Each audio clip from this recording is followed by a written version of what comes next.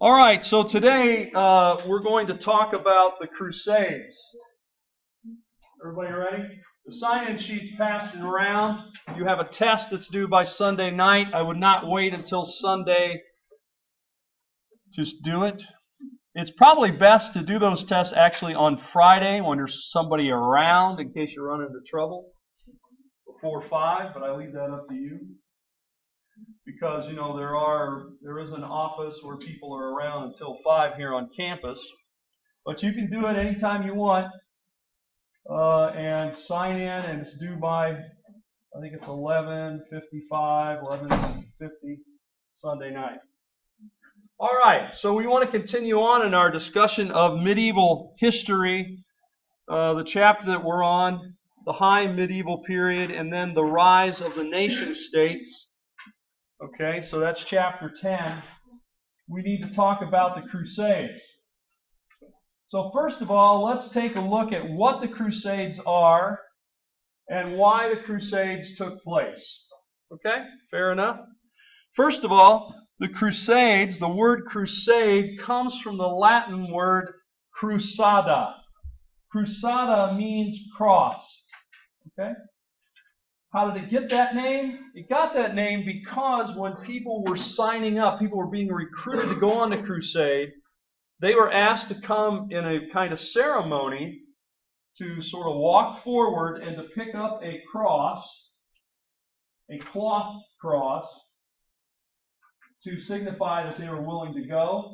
Then they were supposed to sew that on their outer clothing. All right?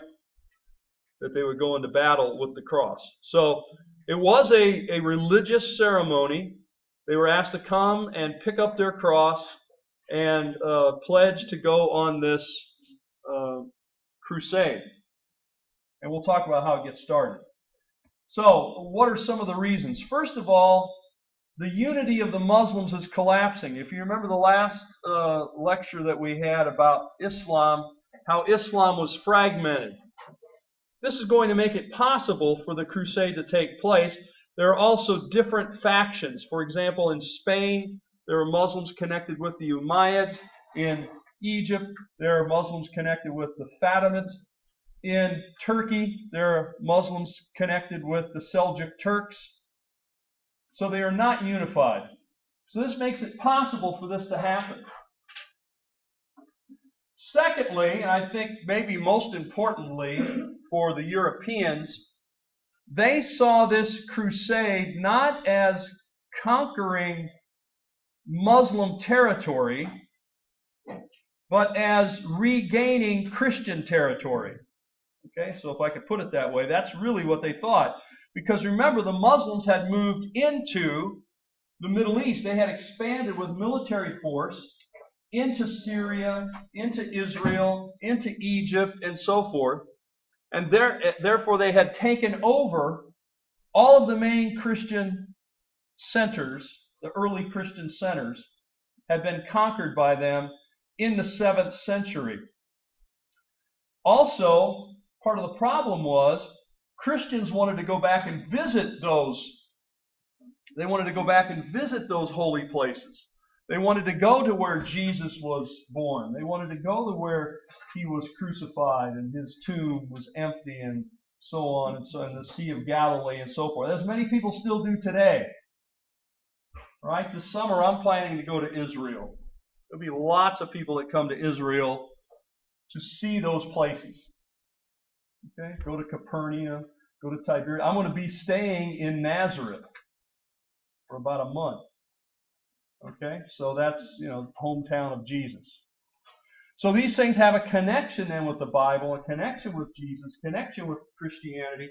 People wanted to go and visit there. And part of the problem was with this unity of the Muslims, they're changing hands, and then sometimes those Christian pilgrims are persecuted en route. They're not allowed to go, or if they are robbed, sometimes even worse, beaten or killed. And so this sets up this kind of idea then that the Muslims control the holy places and that there is limited access at times to the holy places. And The real idea that they had was that the Muslims took this land from Christians. We want to liberate that land from the Muslims and restore it to Christians. Does that make sense? So, there's a lot of controversy when you talk about the Crusades as to how you will look at it, how you'll understand it, how you will interpret it, and so forth. And there is one set of interpretations, just, everything about the Christians and the Crusades is bad. That's been changing of late because people are saying, look, we need to look at the Crusades the way the people at the time looked at the Crusades. They looked at the Crusades as liberating the land and as a religious act. Now, we may not agree with it, but that's the way they looked at it, okay? Now, third thing is there are Muslims in Spain. So for one thing, we've got the holy places controlled by Muslims. Access to those holy places are sometimes limited or blocked.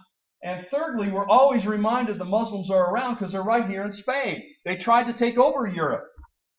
Remember that? Charles Martel stopped them in 732, but they're still in Spain.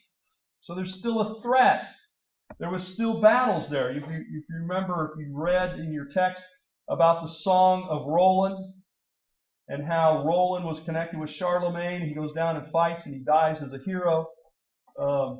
Anyway, okay. By the way, if you want to see the best Crusader castle in the world, you're looking at a picture of it right there. That's in Syria. I don't know if it still looks like that anymore. It's been a while since I've been there, and there's been a lot of fighting around it. And actually, people inside that castle have been attacked. People have used it as a stronghold again. So I don't know how much this has been shelled or something by modern military. I hope not, but who knows.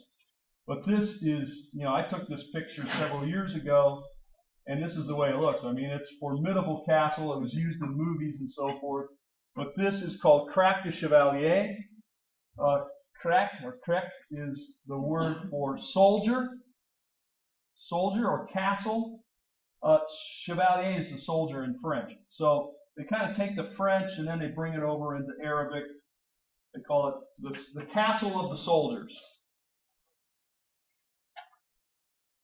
Well, how about another reason for the Crusades? One is the buildup of religious conviction. Remember, this is seen as a religious act to go on the crusade. Not a military act, not an economic act. You're not going to make any money doing this. Why do it? Religious purposes. And religious fervor has been growing. Remember, we talked about how monasticism had been growing.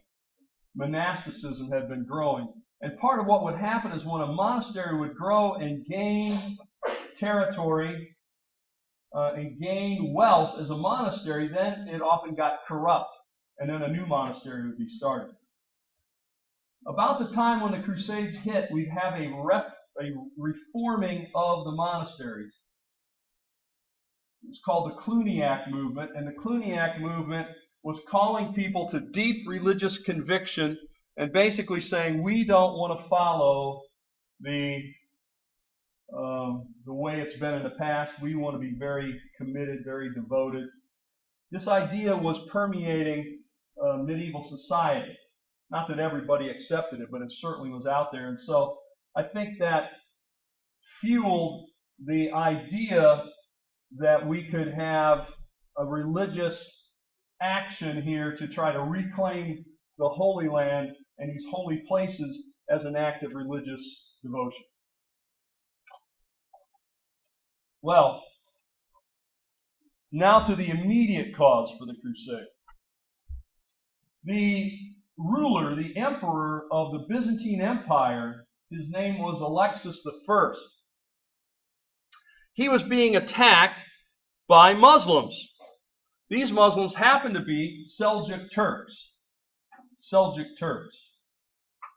He then sends messages to the West calling for his Christian brothers to come and help him fight against the Muslims who are taking over his land and who are threatening him and killing his men and so forth. He wanted them to send soldiers, trained troops, to join his army to fight against the Muslims.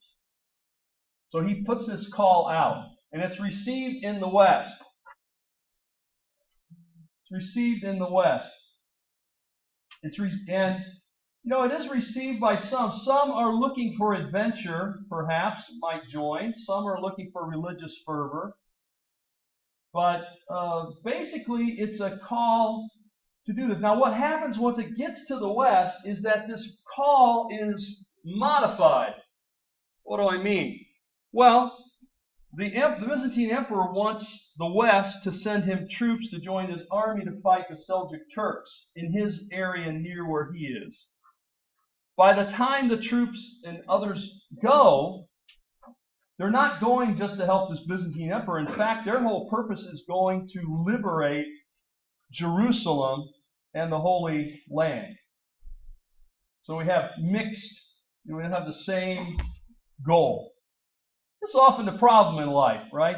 You meet up with someone, you think you've got the same plan, and then it turns out you don't have the same plan, right?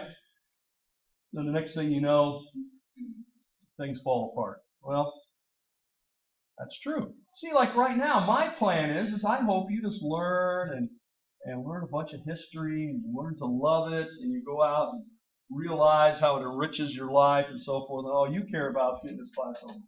We have mixed goals. And that sometimes comes to a head when you have a thing like a test this week. Right? You see it as an obstacle. I see it as an opportunity for you to let me know what you've learned. Well, let's see. Let's move on. Now let's get to that first crusade, shall we? This is the guy who is going to be the main player. We got a picture of him here. His name is Pope Urban. At least his title is Pope Urban II. By the way, these popes take these names. In other words, their mama didn't name him Urban. He had a different name. But when he becomes pope, he takes the name like a title. Okay, does that make sense? So he's Pope Urban. In this case, he's the second one. So Pope Urban II.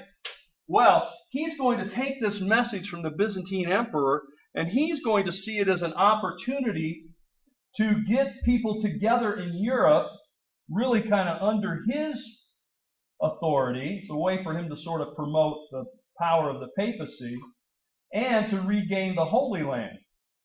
So he changes the whole message. He asks Christians not to, don't go and help the Byzantines. I mean, you might help them along the way. But our real goal is not just going and helping the Byzantine emperor keep his land. Our real goal is that we are going to Jerusalem. We are going to the Holy Land. We are going to liberate this land from the infidel, from the Muslims. Okay? That's the way they would put it. Because the Muslims had taken it about 500 years earlier, roughly, 400 to 500 years earlier. And now they're even restricting our pilgrimage, and there's upheaval there, because in part because they're not unified. So that's what it turns into. Now, to encourage you to go, kind of like if I wanted you to go to listen to somebody speak on campus, it'd be hard for me to get you to go. If I said, hey, there's a great speaker tomorrow on campus, you really should go see him. And you say, yeah, thanks, okay, I'm not going. What do I have to do? I have to bribe you. I mean, they do it around here, right, with the chapel credits. They say, hey, you get chapel credit if you show up. Oh, suddenly I'm in. Where is that? Let me see if I can go. Yeah, how long does it last? 10 minutes? Good. That's great. I get a chapel credit. Right? I've been learning about these chapel credits this year. And it's kind of like money. It's sort of like a bargaining chip and so forth. Anyway, for me, I don't have that. I can't give you a chapel credit. Sorry. I wish I could give you chapel credits coming in my class, but they won't let me. But what I could do, somebody might say, is how can I get extra credit? Extra credit. If I said, oh, you'll get extra credit if you go hear this person speak. Suddenly you say, where is that? I could use some extra credit, right? So this is sort of how the Pope works this. What's your incentive to go? Well, yeah, you ought to just go because it's your sort of Christian thing you should do, is what he's going to say. But to encourage you, he's going to offer anyone who goes, especially if you die somehow on this adventure, you're going to get plenary remission of sins. Now, we don't use the word plenary too much. Anybody have any idea what that means? Plenary. What's that? No. Plenary has to do with, well, not forgiveness. Any other guess? Not permanent. These are all good guesses. Plenary has to do with complete, whole. So in other words, I'll give you an example. The only time I ever hear the word plenary used is I go to a conference. Like I just went to a conference. I go to some of these conferences are pretty big. They'll have a lot of speakers, let's say on Thursday and Friday. There's all these different sessions that are going on at the same time. So you got to choose maybe between 3 or 4 things to go listen to, right? But in the evening, they'll have what they call a plenary session. That means there's nothing else going on. This is the complete thing, the only thing on the program, so that everyone, in theory, is supposed to attend, is maybe at night or at lunchtime or something. They'll have a plenary session. That means there's no other sessions going on, and it's a complete thing. It's the whole conference is supposed to come to one thing. So plenary remission of sins then means you're completely having your sins removed. Okay? Now, this is for those who die while they're on the crusade. Now, of course, you get extra credit, so to speak, if you go on a crusade. But if you happen to die, and it's a dangerous thing, you might die. So here's the thing. If you find yourself in a bad way, you've done something wrong. Right? And you don't see any way you can make up for it. This is a way you could sort of vindicate yourself. You could go on a crusade. In fact, there were times when they just opened up the prisons and let the prisoners out and let them go on the crusade. If they died en route or whatever, well, you go to heaven. Now, part of what you have to understand is part of their idea of heaven was that people sin, people could be forgiven from sin. However, you also had to make up for not just the sin, but you had to show that you were sorry for your sin, so you had to do penance. I don't know if you ever heard of the word penance. So, for example, maybe you see in a movie where somebody goes in and they go into like one of those little double phone booths where the priest is on one side, and the other guy goes in the other side, and they open up the little window. There's a screen. When the guy says, "Forgive me, Father, I've sinned. It's been 25 years since my last confession," right, or whatever. It's supposed to tell how long it's been since you confessed last. And then the priest would say, "Okay, tell me, confess your sins." And then they would go down through that list. So confession is part of it. But then, as a part of that confession process, there would be listed some things that you should do. Why? Not to earn your forgiveness, but to show that you're sorry. Pretty easy to come in and say, "Hey, I'm sorry, I didn't do this, I shouldn't have done that," or whatever. Okay, everything's fine. So this way it shows you're serious about it. That's called penance.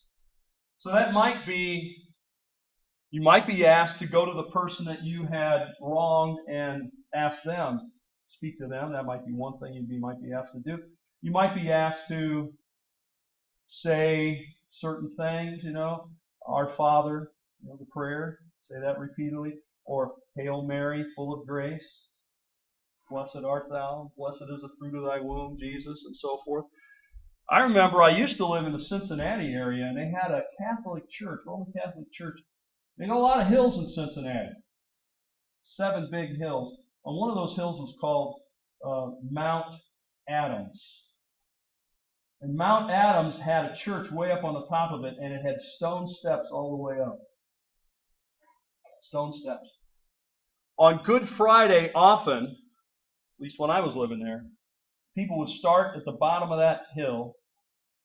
They would climb up those steps on their knees, and on every step they would say something, recite something, and then take the next step. And they would go all the way up. I don't know how many steps it was. 300 steps or something. Penance. All right, so this way you got penance. Therefore, you see, if under this idea, which I guess we haven't talked about it, so I'm talking about it now, is that if you were a good Roman Catholic, right, when you died, you're going to go to heaven. The thing is, though, if you haven't done all your penance, you haven't really shown you're sorry, you're going to have to do that after you die. You're not going to get out of it by dying. So you're going to go to a place called purgatory. Purgatory is a place where you are cleansed of the guilt of your sins if you didn't make all your amends while you were here. And by the way, unless you're a saint, you're going to purgatory. Okay? But if you're going to purgatory, you know you're not going to that other place. With the fire that nobody likes to talk about anymore. HE double hockey sticks. You're not going to go there. You're going to go to heaven, but you got to go through purgatory. And it just depends on how long you stay there as to how bad you were and what you've done. But if you're in sort of good standing, yes, you are forgiven, but you have to do it. What this is going to mean is you're going to go straight to heaven when you die. No purgatory. All right, enough about that. So, they even freed prisoners, as I said, to go and fight. Why not? Give them a shot. Some of them, they're in a bad way. So, release them.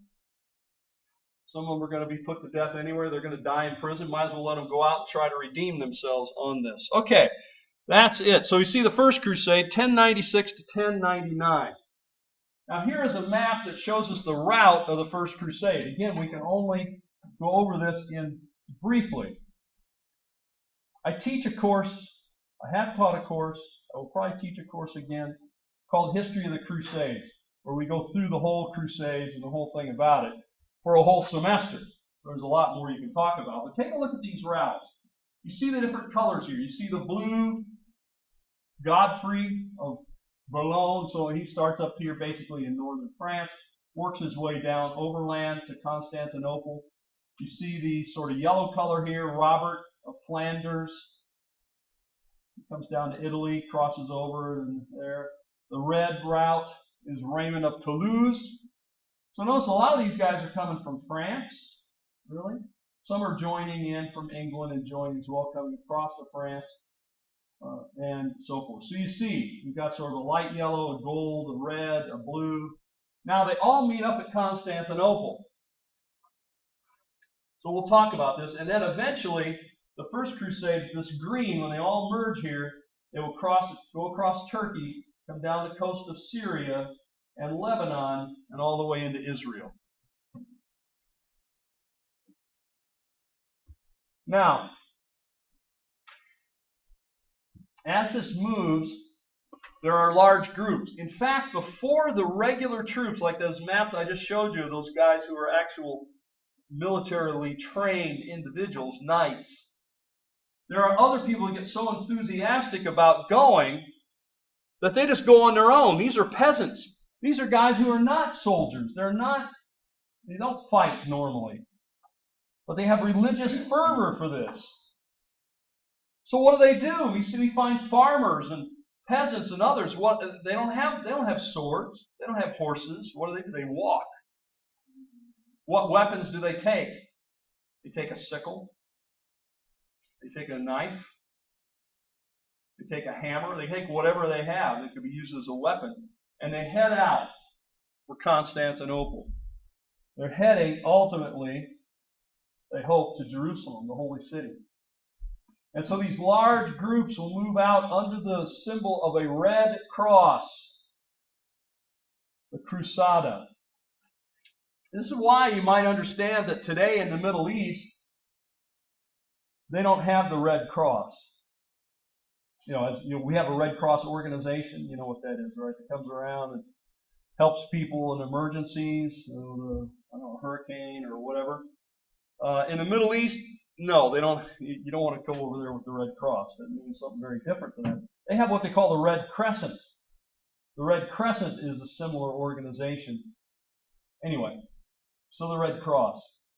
Now, when they show up at Constantinople, this first big mob, sometimes called the Peasants' Crusade, which is even before the First Crusade, so some people don't even count it as a crusade.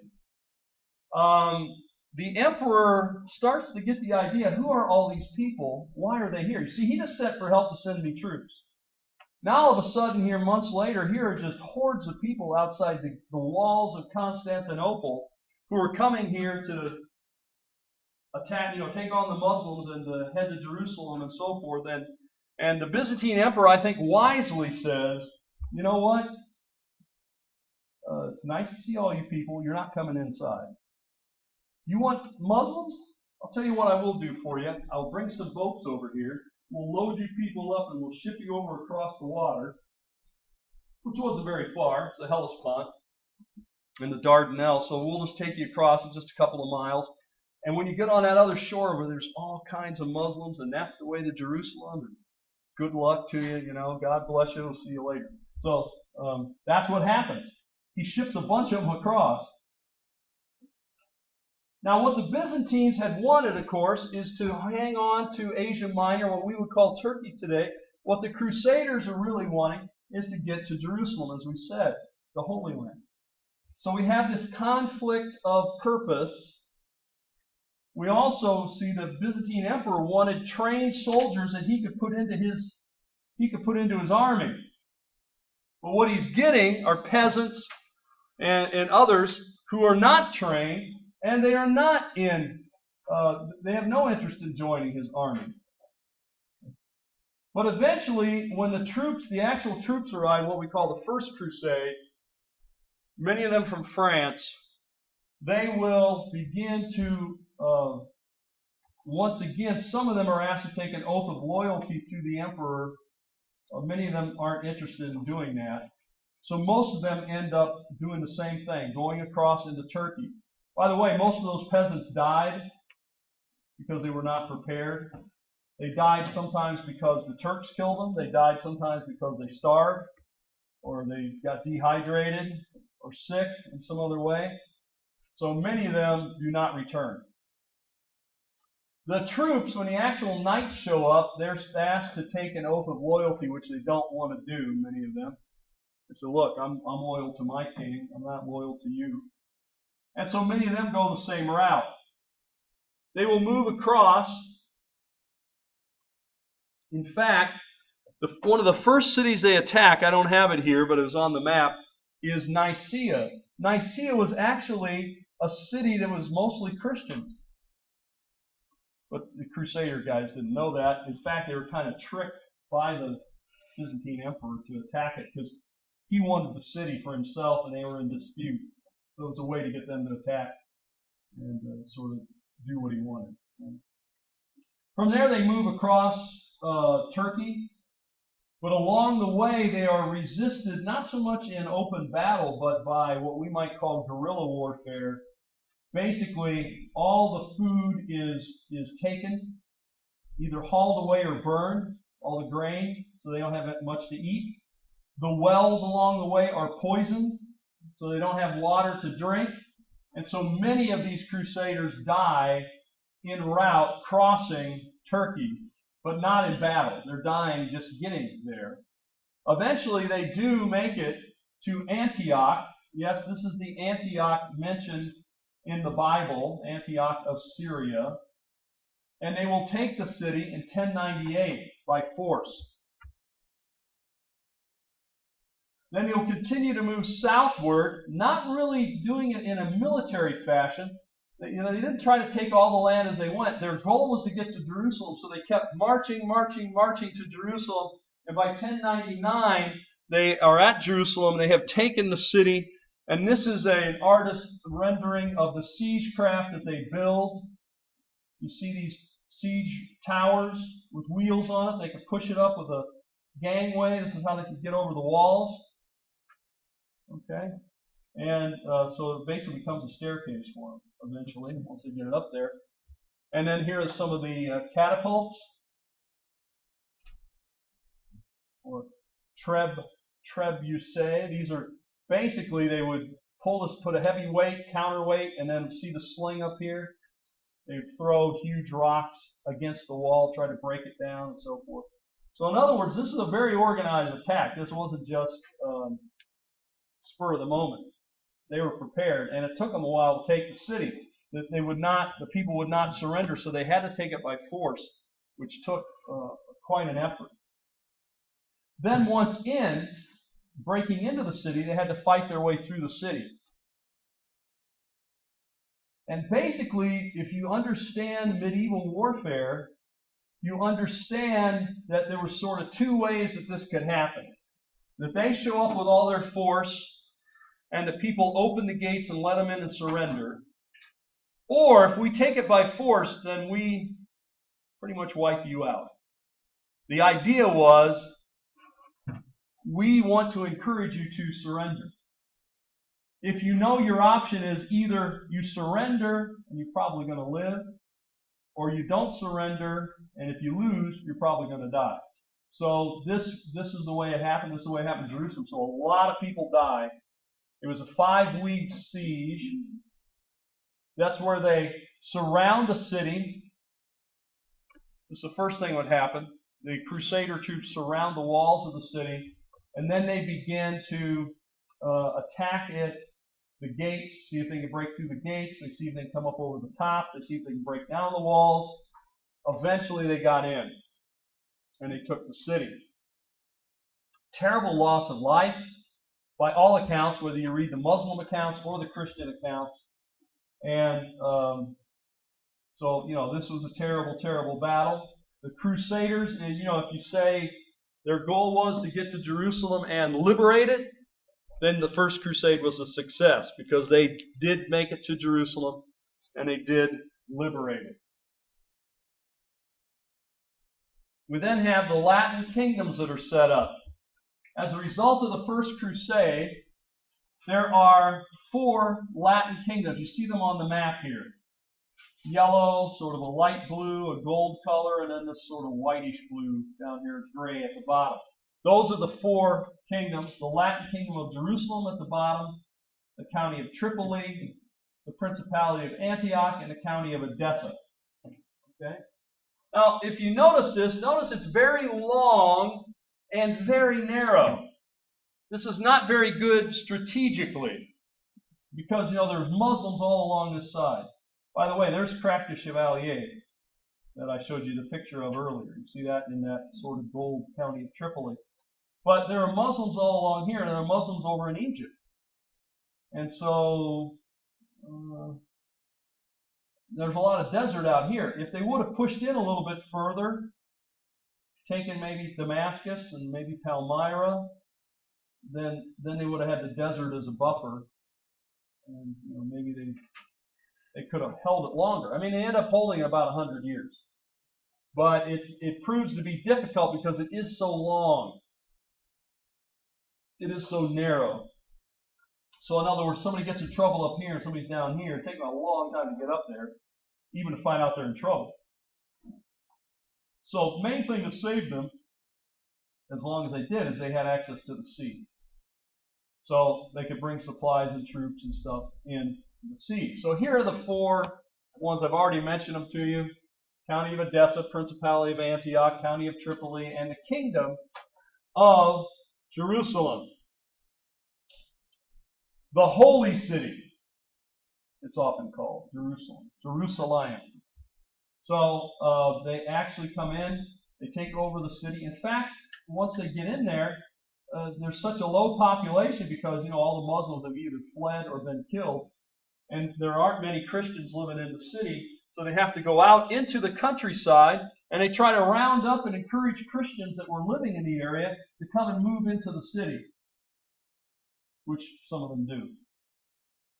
Just so they can keep all the gates covered and so forth. I mean, they didn't have a large population of people with them, and they have to try to control a large territory. All right, so that's the First Crusade. And since we don't have a lot of time, we'll just leave it at that. But you can see it's centered in Jerusalem, and we do have these other centers like Tripoli, Antioch, and Edessa that become main cities. Now, down in the kingdom of Jerusalem, I should point out while the map is here, Acre or Acre. That becomes a big Crusader stronghold. I went there last summer for the first time. I hadn't been there before. They have a lot of Crusader remains there. They're underground, really. They're underground now because the city's built up over the top of it. Well, what is the Second Crusade? The Second Crusade starts, as you can see, about 50 years later. Take a look at the date and take a look where Edessa is. Now, Edessa falls. The Muslims take Edessa. That shouldn't surprise us. It's kind of out there all by itself, right? Way up in the north. The Muslims take this territory. When news makes it back to Europe that the Muslims have taken Edessa, a monk by the name of Bernard of Clairvaux, who was well known as a spiritual leader,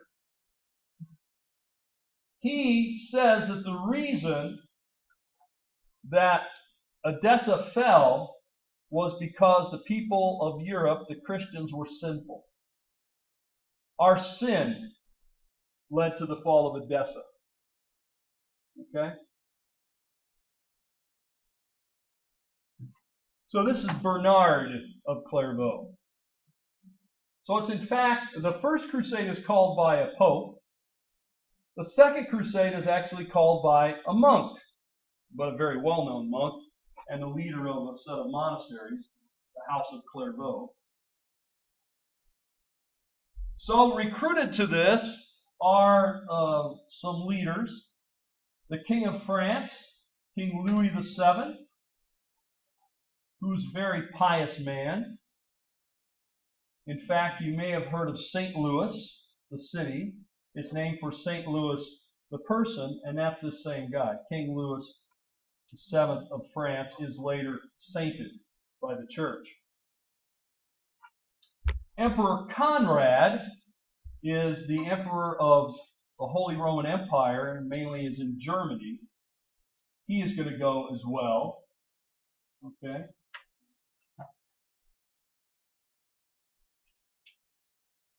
This crusade is a complete failure. I don't have time to go through all of it, but basically they do not accomplish their goal. They do not even make it to Edessa or there, and so we'll just leave it at that. But it is, they do mount troops and they do head out, but they just never quite make it there and have lots of problems along the way. All right, so that's the Second Crusade. Third Crusade. What prompts the Third Crusade is that the kingdom of Jerusalem, the city of Jerusalem, and the kingdom is threatened, but the city is taken by a Muslim named Salah al-Din, or Saladin. Salah al-Din. This is in 1187. This is called the King's Crusade because 3 kings will go, at least we'll start off on this crusade. These kings are pretty famous. Some of them more famous than others. Here are the 3 leaders. Emperor Frederick Barbarossa of Germany. Here is a picture of Frederick Barbarossa. Barbarossa is actually a nickname. Anybody know what it means? Want to guess?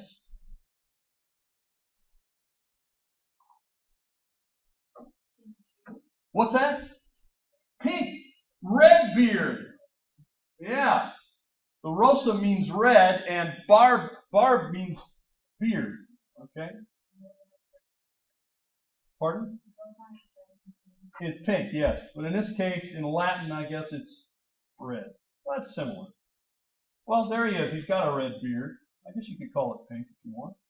I don't know. He may not like it. He's dead anyway. You won't know. He's got red hair. He's got a red beard.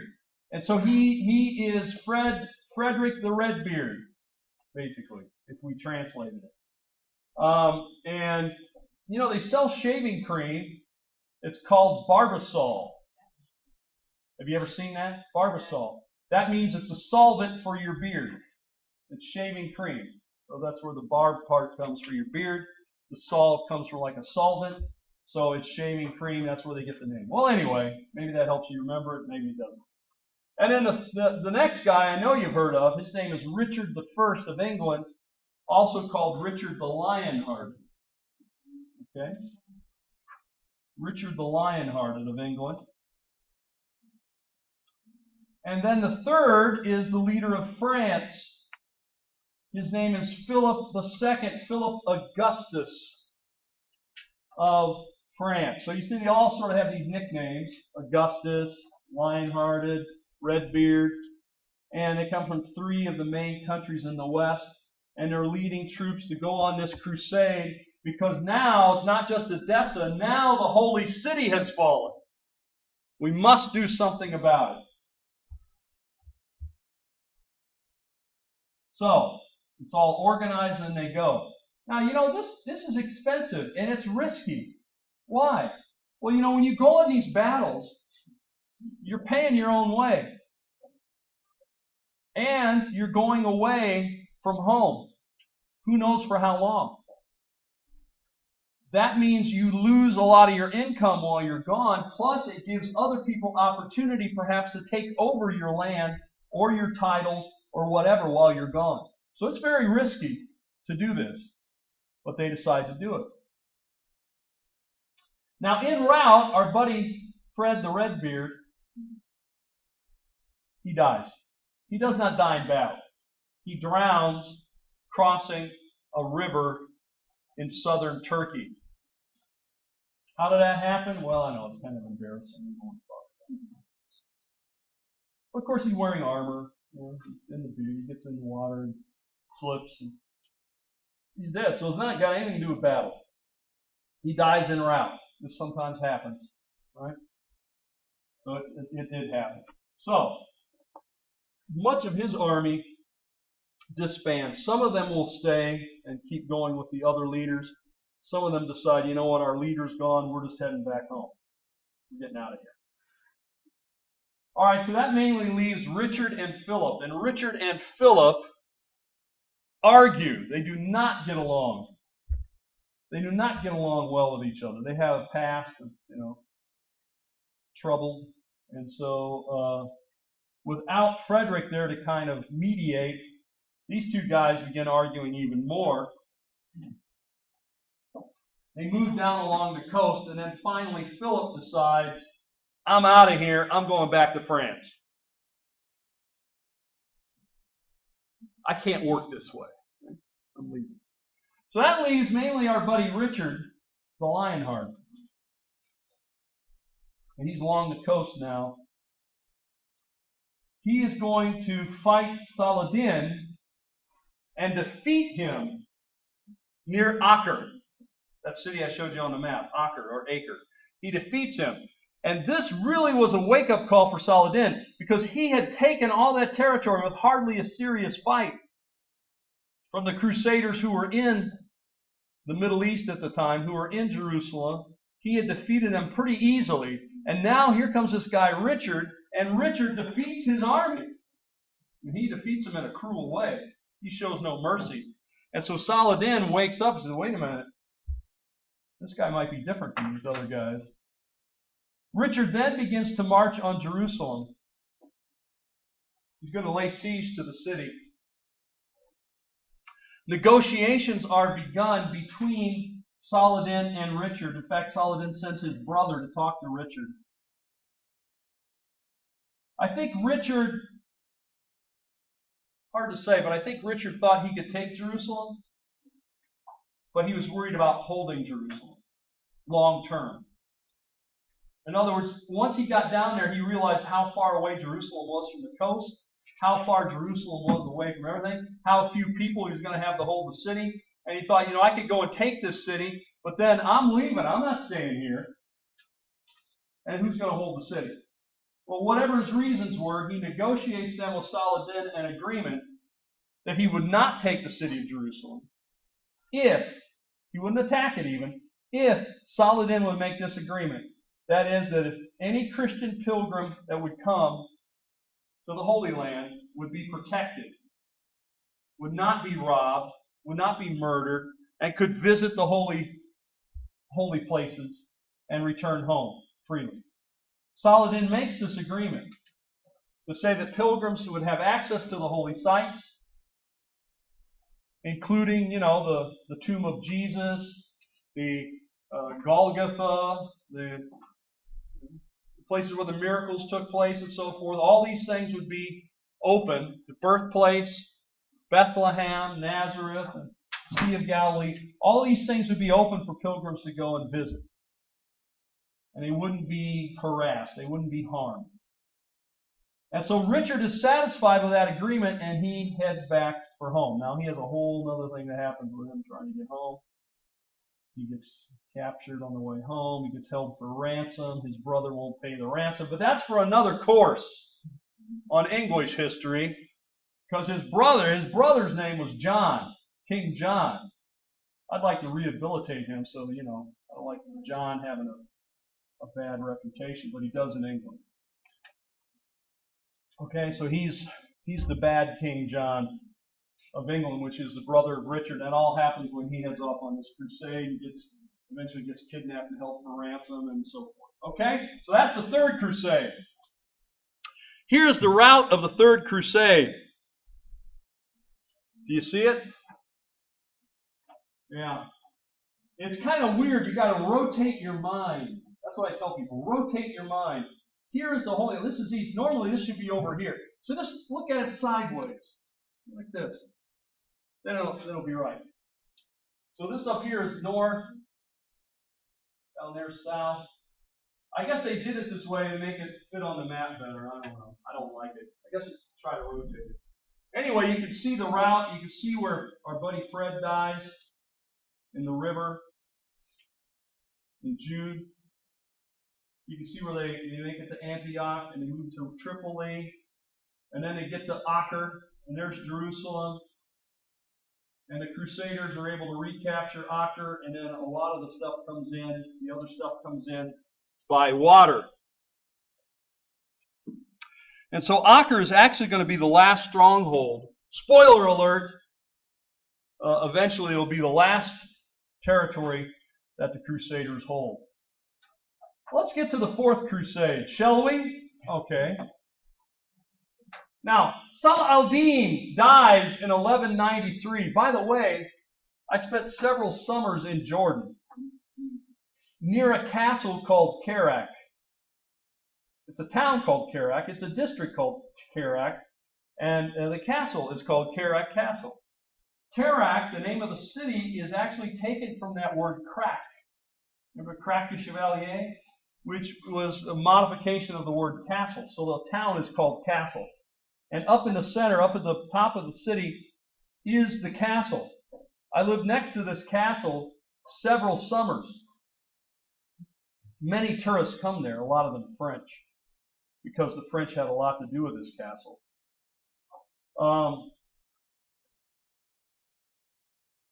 So it's a wonderful castle to visit. Now, recently there was an attack on the castle by, Islamic forces. I don't know if they're Al-Qaeda or if they were ISIL, ISIS, IS, Islamic State, but they did. And I saw that on the news. This is just like about a month ago. I saw this on the news and they played the video. I mean, that was right where I lived several summers. And they're having a shootout with the police because it's a real bottleneck there. You go up there and all the tourist buses go and they drop the tourists off and they go and walk through the castle, get back on the bus, and then they leave. But there's only a couple of ways up there, there's only a couple of ways down, and once you're up there, you're kind of surrounded, and so that's why they attack. So that's hurt Jordan a lot. A lot of tourists now don't want to go, which I think is probably part of the point. And very symbolic, you see, to have the Islamic forces shooting the tourists and others who are coming to the castle. That is a symbol of the Crusaders. By the way, you might have seen a movie I know most people get all their history from movies. That's why I have to spend a lot of time correcting things. A lot of the movies aren't correct. If you are interested in history and the movies, I am teaching a class in the fall called History Through Popular Culture, where we're going to look at films and maybe a few novels and look at how history is portrayed in them. But the movie, one of the movies here is called Kingdom of Heaven. You ever seen that movie? It's been out quite a while ago now, at least a decade, maybe more. It's like maybe 2005 or something. 2003, I don't know. Kingdom of Heaven. It's got that guy from Florida in it, Orlando Bloom. I think he was born just up the road here in Orlando. That's evidently how he got his name. Or maybe they named the town after him. I don't know. But anyway, he's in it. And I think maybe Liam Neeson. I don't remember all the people that are in it. But anyway, that is supposed to be about Carrack Castle. And it says they're showing Carrack Castle. So when this movie came out, I'm excited, because I've been to Carrack Castle a lot. I'm going to get to see Carrack Castle in a movie. There was no Carrack Castle. I don't know where that thing was. I think it was in Tunisia, or maybe it was in Algeria or something, but it was nowhere close. It doesn't even look right. It's not even the right setting. So, anyway, the whole movie's about that. And there was a real nasty guy who controlled the castle. His name was Reinald. Reinald controlled the castle. He's actually the one that got Saladin really mad. Because what Reinald was doing, who by all accounts, even the Christians said he was a nasty guy, he was going out and raiding the Muslim pilgrims who were going on the Hajj. Remember we said the Muslims would go on a Hajj?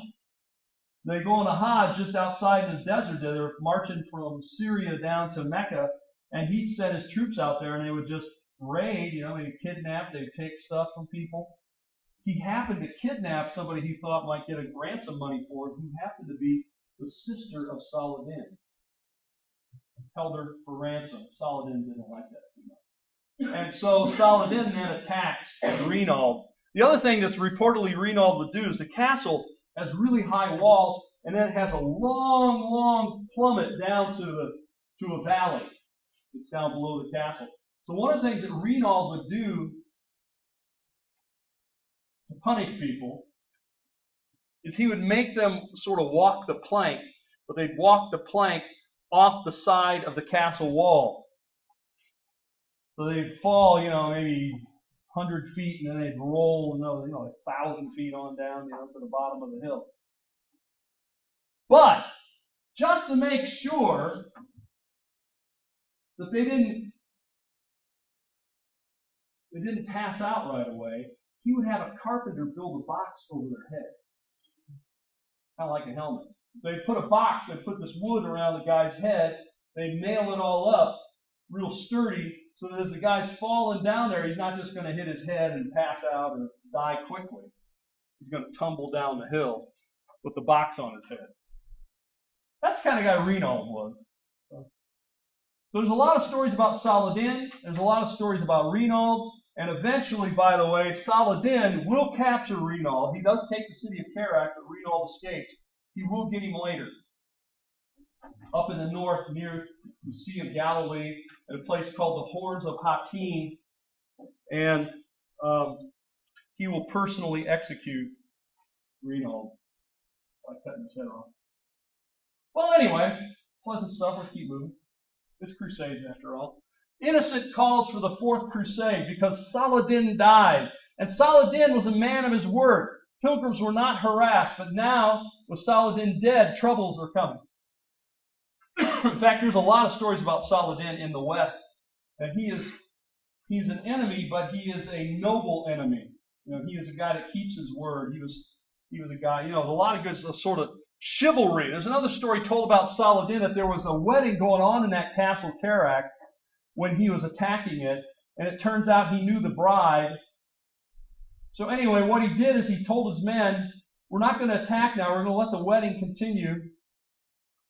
We'll just wait out here till the wedding's over. And then he allowed the bride and the groom, to depart.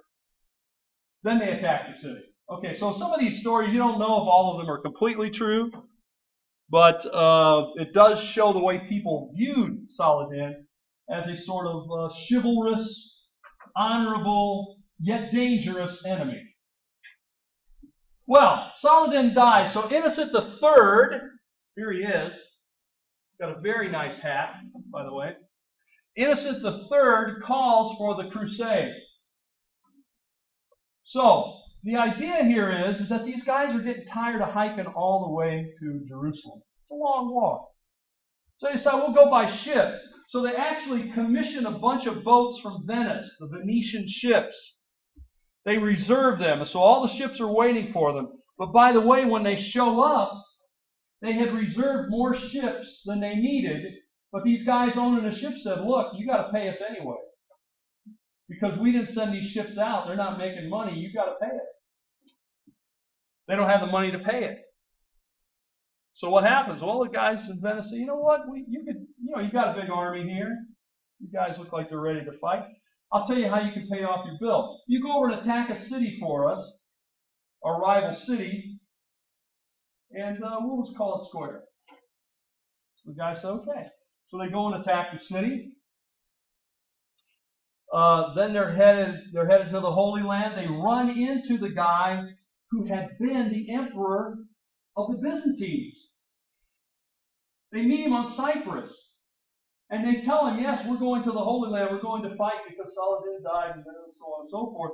And the emperor, the former emperor, said, I'll tell you what, you guys have a lot of guys here. You look like you know how to fight. I was wrongly kicked out of my role as emperor. If you guys come with me to Constantinople, we can make a deal. But once we get to Constantinople, you help me regain power. I will give you all kinds of money. I will send troops with you. I will give you ships to go and fight your battle as a reward for helping you. These guys said, well, sounds like a pretty good deal. So they head off to Constantinople. When they get to Constantinople, they do, he goes in and he does attack, they do attack the city. He is restored. But once he gets restored, he figures out, he doesn't really have the power he thought he could have. He can't deliver the rest of the things he promised. And in fact, everybody there doesn't really want these guys there. Eventually, that turns into a fight, and they take over the city of Constantinople. And so they set up the Latin kingdom of Constantinople. For about 60 years, Constantinople is ruled by Western Europeans. They changed the church. Remember, the church in the East is Orthodox. And of course, they're Roman Catholic. So they changed all the services to Roman Catholic. And they rule it for about 60 years. And they never made it to the Holy Land whatsoever. And they end up taking, ironically, you might say, they end up taking the city that had originally asked for the help before the First Crusade from Seljuk Turks attacking the city. So the people who are asked to come help the city to fight against people attacking the city, well, again, it's a few years later, 100 years later, they are then attacked by the very people and the city falls to them. Now, the Byzantines will recapture it in 1261. But the Byzantine Empire, by this point, is getting smaller and smaller. This is the old Eastern Roman Empire. And eventually, the Byzantine Empire and the city of Constantinople will fall permanently to the Ottoman Turks in 1453. And that will be the end of the Byzantine Empire. But it will have survived over 1,000 years. All right. Let me talk about a couple of other crusades. One is called the Children's Crusade. Now, I'll tell you what, I don't know, you might have some movie makers in here. Anybody here going to be making movies? I'm going to give you my movie idea, so I don't want you to steal it. If you want to make this movie later on, hire me as a consultant or something, right? Here's my movie idea. I've got more than one, but this one I think is going to be a good movie if I can pull it off. Okay, here it is. The scene starts, it's like maybe a helicopter, it's going to be way up high and you're sort of moving across, and you see a mountainous path, and you see people walking down the mountainous path. They kind of look like ants. And you begin to zoom in on them, and you can see it just goes on and on. There's hundreds, there's maybe thousands of people walking on this path. And when you kind of zoom down in, you realize they're children, teenagers, and younger. Wow, it's kind of shocking. They're up in these mountains all by themselves. No adults.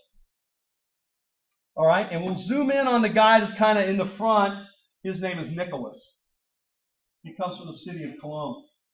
He's a teenager, probably 16, 17, something like that. Older teenager. And then all these kids.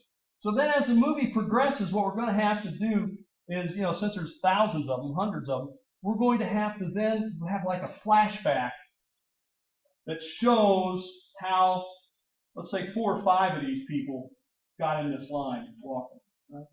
All right. So that's how it starts. Maybe with a flashback, the zoom, the pan comes in. All right, you got it so far? All right. So now we're going to move along because basically one of the scenes of the movie then, we're going to have to move to how this all gets started. We'll go back in time. We'll see how Nicholas has maybe some kind of a vision or something. He thinks God's talking to him. And what is God telling him? He needs to lead a crusade. The reason the other crusades didn't work, I guess since the first one, is because the people were sinful, because the people didn't have enough faith. And then he'll be reminded that Jesus said, "Let the children come to me." That if you had faith like a child, you could move mountains. All right?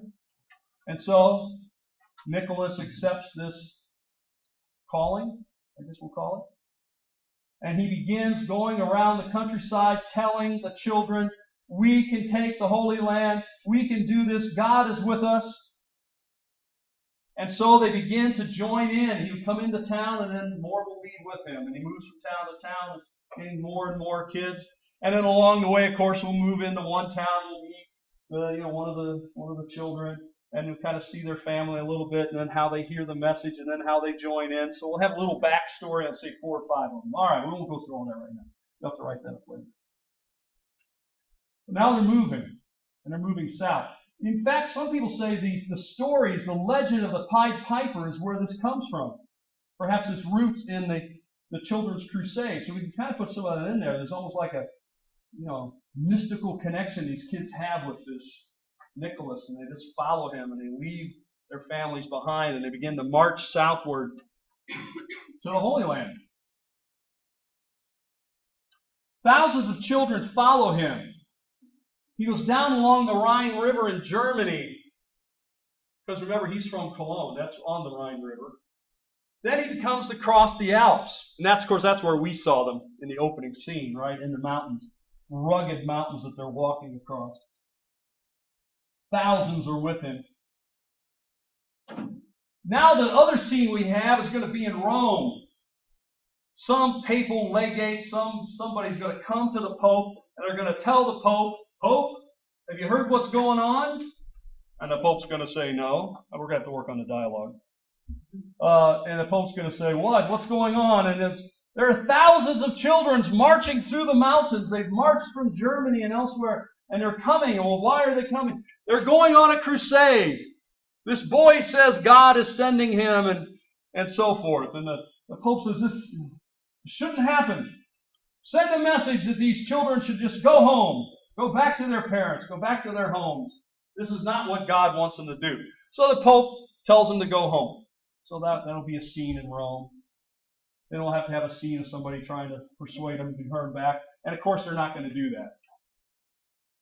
When asked, one scene is going to be, somebody's going to ask, maybe one of our people that we focused in on is going to ask Nicholas, "Nicholas, I understand that, we're going on this crusade. How are we going to get there? I mean, there's a big sea."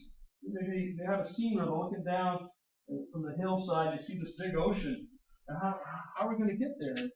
And Nicholas is going to tell them, "Don't worry. Just like God parted the waters for the children of Israel, He's going to part the waters for the children of Europe. We're going to walk across on dry ground to the Holy Land. So they march on. They get down to the shore of the sea. God didn't part the waters. So some of them are discouraged. Some of them leave. Maybe one of our four leaves. We couldn't even have the movie begin with one of these people that was on the crusade who survives telling the story about, to somebody else. That could be our opening as well. I've thought about that. That might be a good way to do it. Anyway, God didn't part it. And so what happens? Well, many go home, but then they march on to the city of Marseille, France, right on the water. And when they enter into the city of Marseille, of course, it's quite a sight. Still hundreds of children marching to go on a crusade. And some men approach them and say, "We've heard that you are going on a crusade. We want to help you on your crusade. In fact, the way we'll help you is we have ships, and we will put you on the ships, and you will sail to the Holy Land to go on your crusade." And so Nicholas says, well, maybe this is what God meant when he said he was going to transport us. And so all of them are excited, and they're singing, and they get on board the ships. The Lord has helped us, and so forth. And they get on the sea, they're all singing, very happy. And they sail out. The ship owners say, we'll take you to the Holy Land. So there are 7 ships with singing children that leave. So that's a big scene. That's going to be a good one. Then they get out away from the shore and they hit a storm. A terrible storm. I imagine water coming over the side, and people sliding off the deck, and people trying to tie themselves onto the deck and all that. And 2 ships wreck. It's going to have to be at least one of the people we focused in on is going to die. See, one's going to go home, one's going to die. And of course, Nicholas is our main guy. That leaves 5 ships. They make it out of the storm, and they keep heading there, and they get to shore, and when they arrive in North Africa, they're carted off the ship and sold to Muslims as slaves. So that's our happy ending. To our movie, we fade to black, and, that's the end. Maybe one of the guys who gets sold as a slave was able to escape. He makes it back home. He's the one telling the story. So I think this would sell because nobody likes happy movies these days. This certainly is not a happy movie. It's got adventure. Got kind of a surprise ending, if you keep it that way. You don't have the spoiler alerts. There were more crusades, but really no real success. So what then are the results of the Crusades? The long-lasting results. Well, certainly we had a lot of Europeans going to the Middle East. One thing that it did do is it opened up Europeans to the goods and the things that were in the Middle East, and it set up trade centers. They kind of liked some of it, and so trade began between Europe and the Middle East. I think Europe gains a vision of unity, that maybe we can work together. Of course, later on, they've now formed the European Union, although that seems to be kind of falling apart again. We'll see what happens there. It's certainly not as strong as it used to be. But this idea of unity was there. We could all join for this one cause. Now, another thing that happens during the Crusades that we haven't really mentioned yet are the military monastic orders. Remember, when they send these guys there, let's say they're kings or whatever, dukes and stuff, they have to leave their families, they have to leave their land, they have to leave all this and go to the Holy Land and fight. Maybe they're not going to return. Maybe somebody tries to steal or do something to their family or their property while they're gone. So increasingly, a lot of them don't want to go. So what we see happening here in a unique way is the people who really could serve are monks. Think about it. Remember we said in medieval society you had those who fight, those who pray, and those who work. We now take those who are praying, we're going to make them those that fight. Why is that good here? Because they have no land. They have nothing to leave behind. They have no family. They can go, they can stay and serve in the Holy Land. A lot of them, that castle that I showed you at the beginning, Practice Chevalier, it was held and occupied by monks, fighting monks, the Knights Templar. So these organizations, the Knights Templar, the Knights Hospitaller, the Teutonic Knights, these orders begin, and it's the Knights Hospitaller that owns that, that went and controlled that castle I showed you at the beginning. And what happens after the Crusades is, what do we do with these monks who are now fighters? They didn't know what to do with them. The Templars were accused of being heretics and sort of driven away. Some of them executed, some of them imprisoned. The Knights Hospitallers were given an island out in the Mediterranean and told not to leave there. The Teutonic Knights were then sent on sort of crusades in Europe to go fight against the Russians and so forth. But we do see some new ideas coming to Europe. We do see new writings coming in, and we see a general vision of something different and something that could unify. And I suppose that might be the lasting effect. The only other lasting effect, I suppose, would be sort of a negative image of the Crusades and perhaps hostility in the Middle East against them. All right, don't forget you have a test this week. We will end it there for now, and you take care.